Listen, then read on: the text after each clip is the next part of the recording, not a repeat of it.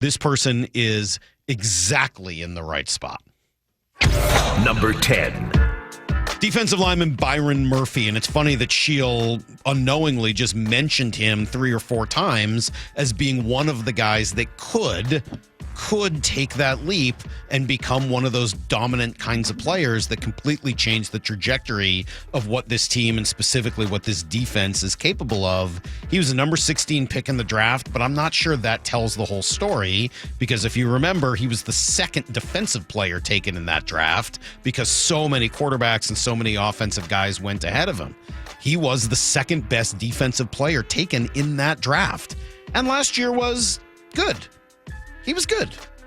He was a starter throughout the year, played a lot of reps as a rookie. That's an impressive thing to do. That doesn't always happen. As we've said before, you get in trouble when you start really counting on too many rookies. But was he great? Was he dominant? Was he elite? No, I don't think we saw that. Not last year. And that's okay. I wasn't necessarily expecting to see it.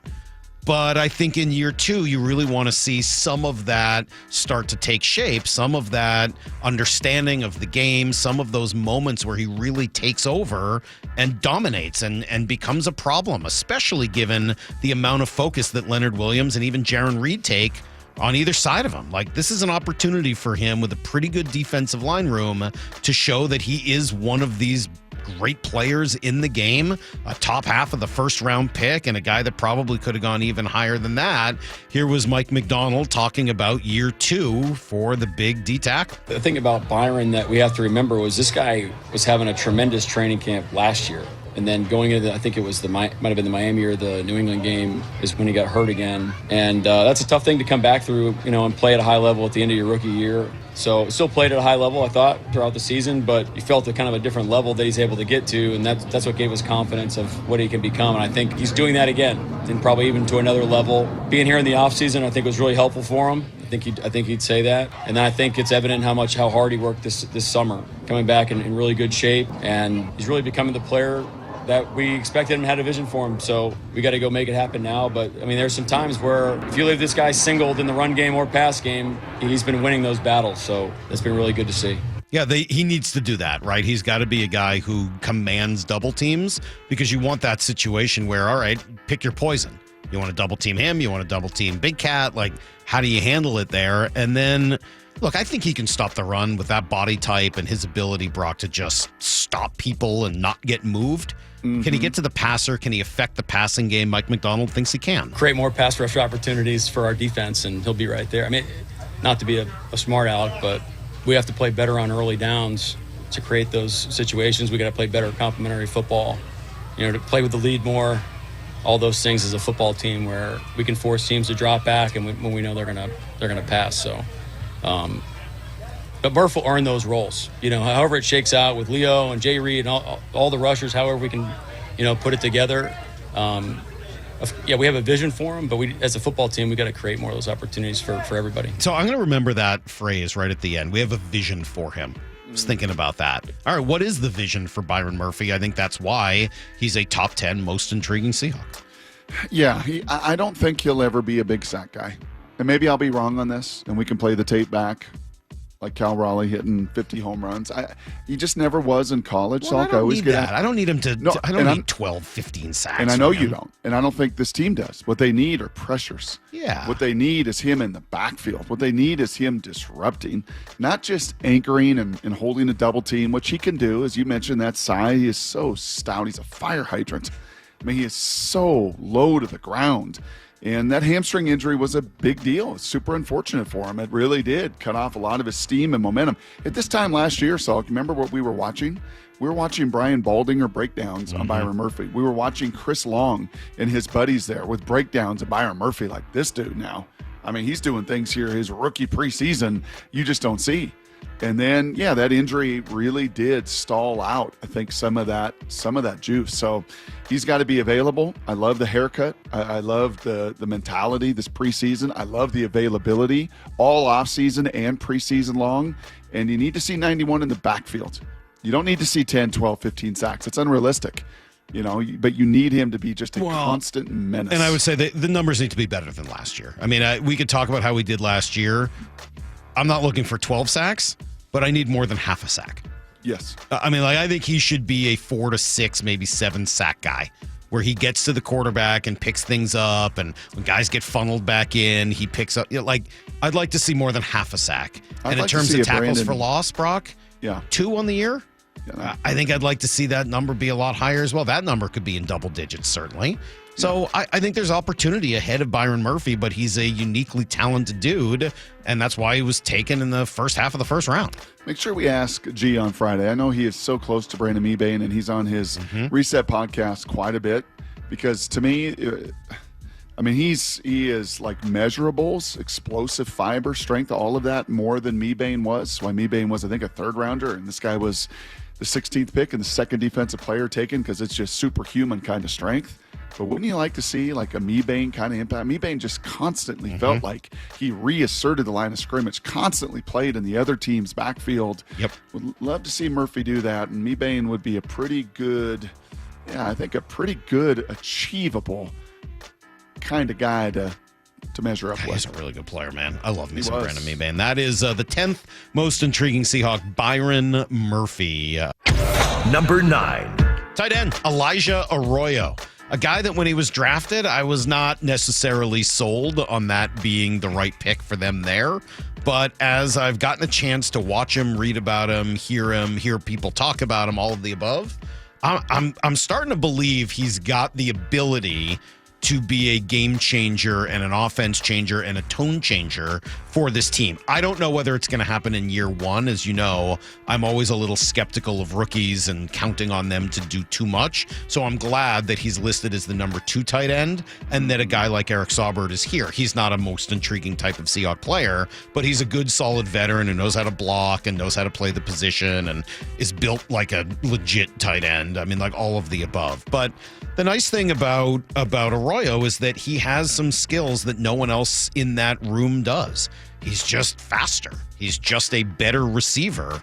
And I think you can, I mean, man, you hear it from Nick Eamon-Warry, who's got to go try to cover him. With him, I think he has good feet. Like normally, I like tight ends who are like bigger and slower. I feel like that's an easy cover for me. But with Elijah, he kind of has feet like it could be like a big X receiver or like you can line him up wherever you want. So he's a good tight end. It's a medium cover. Wouldn't say he's a hard cover yet, but once he learns everything, he's gonna be a great tight end in this league. He can move. He has good feet. So and those two guys were going back and forth with each other all throughout camp, right? Fighting and arguing and trash talking and all of it. So he's not going to call him a hard cover, obviously. No. But could he develop into that? Yeah, with that speed, with those feet, and certainly with his body type, he could be an incredible player for them. His head coach has been watching. He's done a nice job. I know he had the holding call, but he's really working on his run game stuff. Mac's doing a great job with him. The vets in the room are doing a great job. I thought he's caught the ball with strong hands, been decisive in his routes, playing fast. There's another level he can take it. He knows that, and he's going to get there. He's doing a lot of great stuff. I think we know, Brock, that he's got the ability to be a very good receiver. That's sort of his calling card, and it'll happen eventually. You think maybe this year, maybe next year, who knows? The question, though, is in this offense, can he block well enough to be on the field in a lot of situations? I don't know the answer to that, but everything I've seen, everything I've heard shows that he cares enough and tries hard enough and gives the effort to try to make that happen. And that, I would think, is a huge difference between him and Jimmy Graham. Kevin Clark has watched him for a long time and said this. I went to the University of Miami, and I saw Elijah Arroyo play a lot of football, even though he did battle some health issues earlier in his career. And he's a really special player. If you guys haven't seen it, look at the season-saving, if you want to call it that, tackle he had on interception, one of Cam Ward's few mistakes on the year, where he ran about, I'd say, more than 100 yards because he had to cross the field just to tackle a linebacker. And that kind of effort isn't taught. I think he's a really special guy who's going to figure it out. We'll see about the blocking, but I think he's going to be an amazing receiving threat almost immediately, probably second half of this season. So put it all together, Brock, and I was watching somebody doing a film breakdown of Arroyo during some of these preseason games, and he was blocking, and he was working hard, and he was down the field, and he was selling run, and he was kind of doing all the things that you really hope a young tight end can do. Tight ends are going to be a really big deal in this offense, and this guy was drafted in the second round in a spot where they had a lot of other options available to them. Yeah, he's a pretty intriguing Seahawk, number 9 on my list. I'm just looking at some different comps and numbers here. So, what's interesting is Eric Saubert, right? Brickhouse. You know what he was at the combine coming out as a rookie? 6'5", 253. Mm-hmm.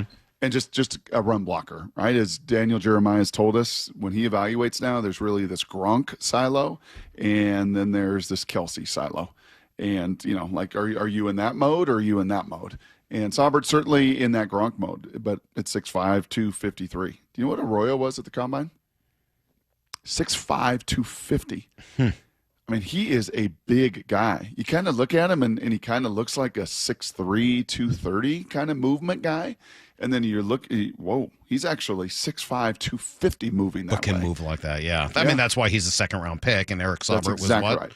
Exactly. Yeah. Yep, exactly.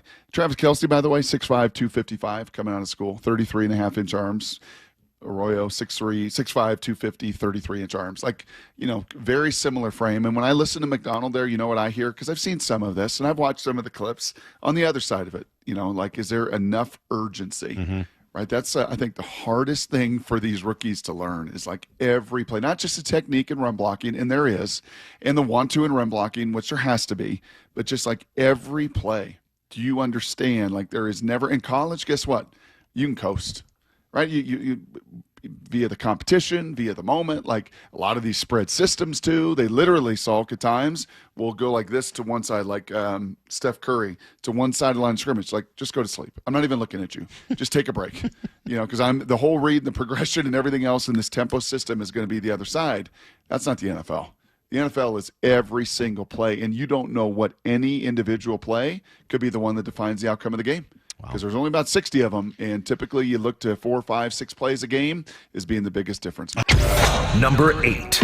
All right, number 8 is Jalen Milroe, Brock. He probably could have been higher, and maybe he even was a little bit higher when I first started thinking about this list. But as you watch the preseason and realize he's not really ready to compete in any way for a starting job this year, he's not even really ready to compete for the backup job this year. And if something were to happen to Sam Darnold, in all likelihood, for the next game, if it was a full start, you'd be looking at Drew Lock. Now, that doesn't mean Milroe won't be the backup quarterback on game days, because you have the opportunity to carry a third quarterback, but only in an emergency fashion if you want to go that route. Otherwise, you got to give him a full game day roster spot. Only the NFL will come up with a system this dumb. But it is a little confusing. And in this system, the second quarterback comes in. He's on the roster for the day.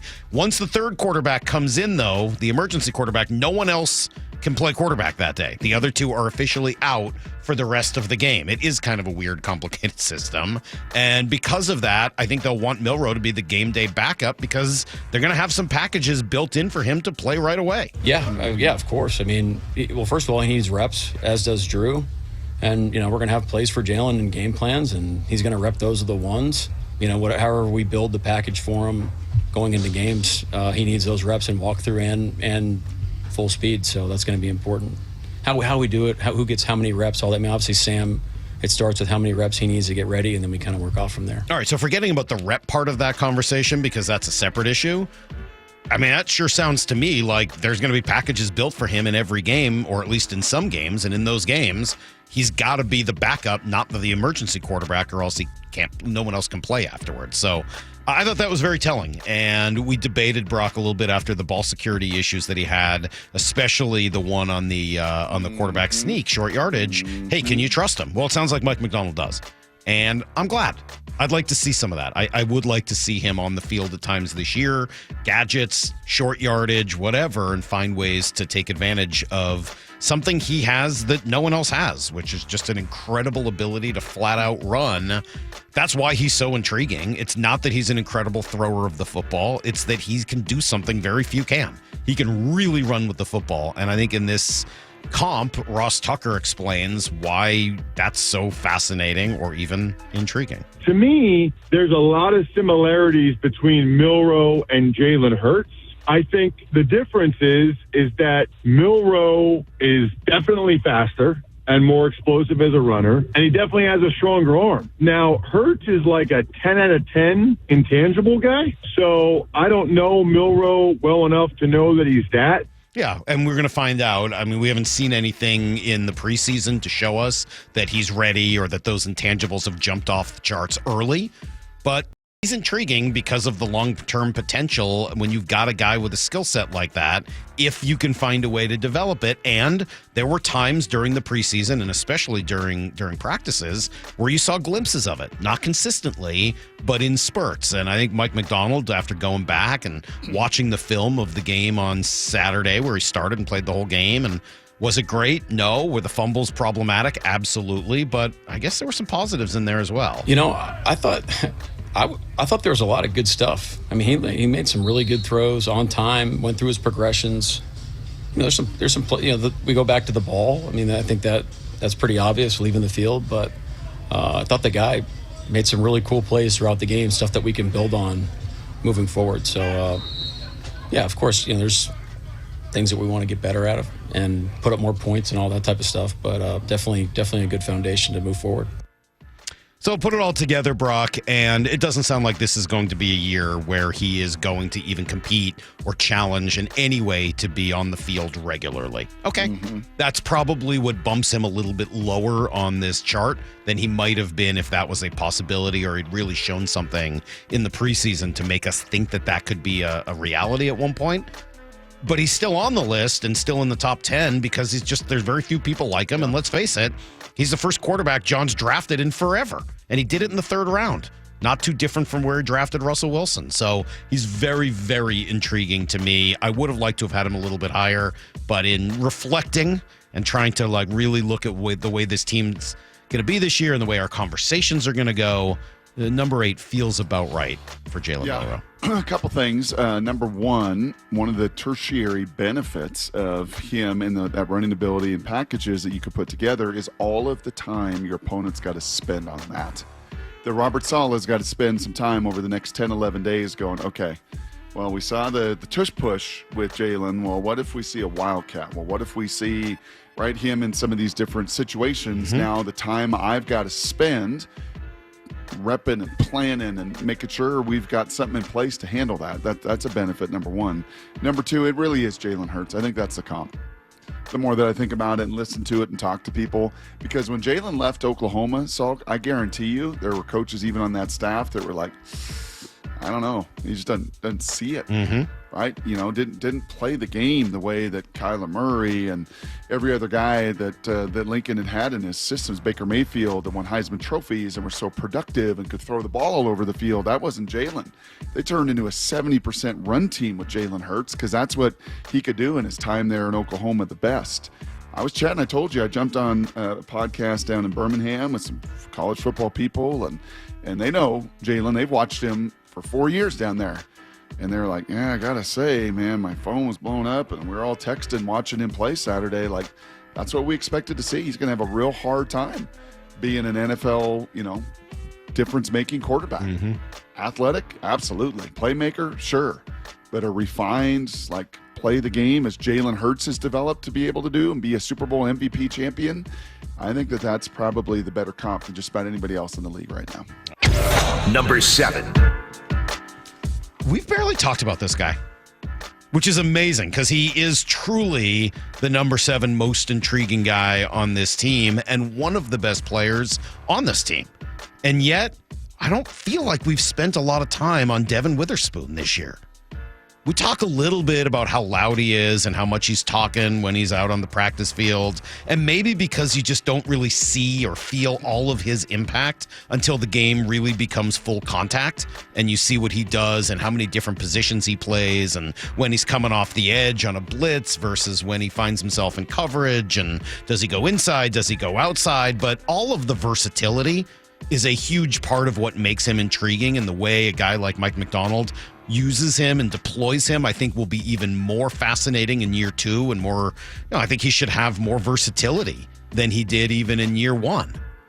The other part about Spoon, though, is just how much he talks and how much energy he brings. One of his secondary mates, Reek Woolen, explains. Spoon game, he is a talker, and you get him talking, he gonna go, and that just fuels him even more, But at the same time, his game speaks for itself. So him talking and with his game is pretty crazy, because it's like you don't get 2 spoons, because you got to deal with the mental aspect and physical aspect. 2 spoons, Brock, not a knife and spoon or a fork and spoon.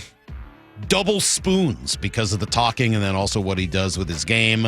You get the sense the teammates love it. Here's Ernest Jones. Everything. His energy. Spoon is Spoon's everything, bro. He's everything to this defense, everything to this team. Brings the juice, brings the energy. And when a guy like that's giving his all every play, you only want to, do the same for him. So he's meaningful to the players. He adds a bit of that energy, but what about as a player? I mean, again, this guy was a top 5 pick.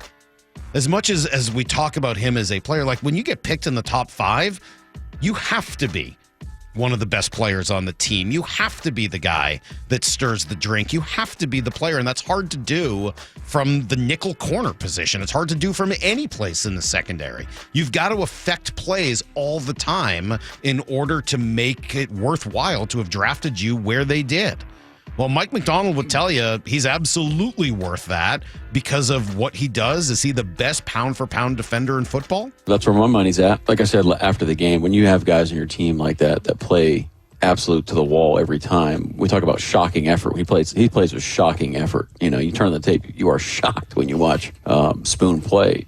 If I'm on the field with him, how could I not step my game to the next level? How could I not play with that type of energy? It's just impossible, and that's when we talk about like force multiple. That's what it means. You're positively affecting everybody around you as well. Just by talking about being leader and like you're vocal and Spoon, he's asserted himself more. He's growing like heck, but he's doing a phenomenal job. But he's not like the rah guy all the time. But he's got a certain standard and he has certain expectations from his teammates, and he backs it up by the way he plays.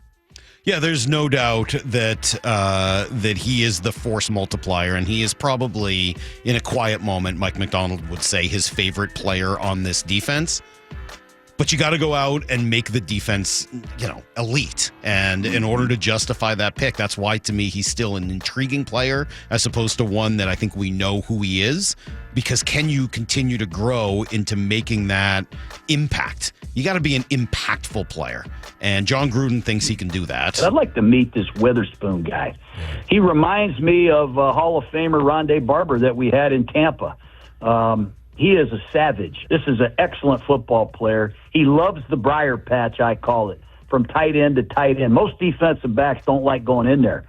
He loves to go in the B gap to C gap, and he will knock you down, man. This is a vicious tackling corner.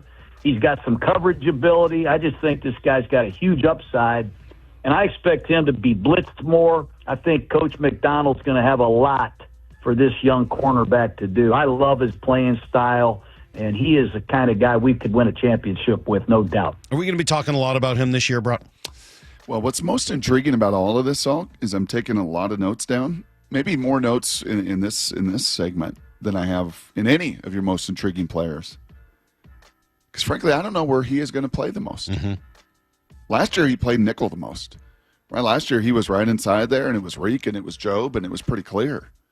Now you got this 6'3", 220-pound creature that's going to play some of that nickel spot. That certainly did in the preseason. Right, when we saw the ones out there, we saw Nicky Manwari out there a bunch playing that nickel spot. That's where he fits. He's not a free or strong safety. So are we going to be talking about Spoon as a shutdown perimeter corner a lot more than we are as a nickel corner? Are we going to see both of them? Could both of them be on the field? And if he is could a shutdown, Manwari slide in as a nickel linebacker, and he could be your nickel corner. If he is a shutdown linebacker on the outside, Brock, or a shutdown corner on the outside, doesn't that increase his value? Well, Patrick Surtain was the defensive player of the year. He was the 8th pick in his draft. right? So he is a lockdown, shutdown, many would argue the best corner in the game.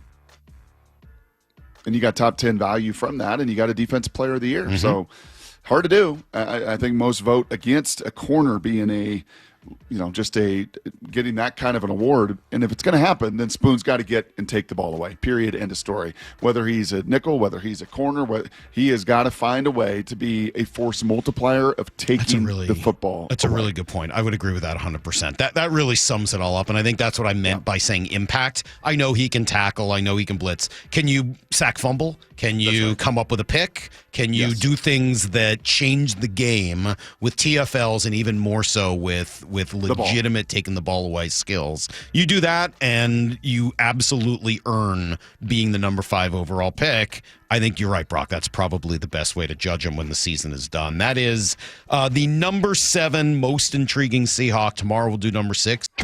Number 6 is a compromise. 2 guys tie for number 6, and because their stories, I think, are inexorably linked, they have to go together, and that is Jackson Smith-Njigba and Cooper Kupp, your 2 wide receivers.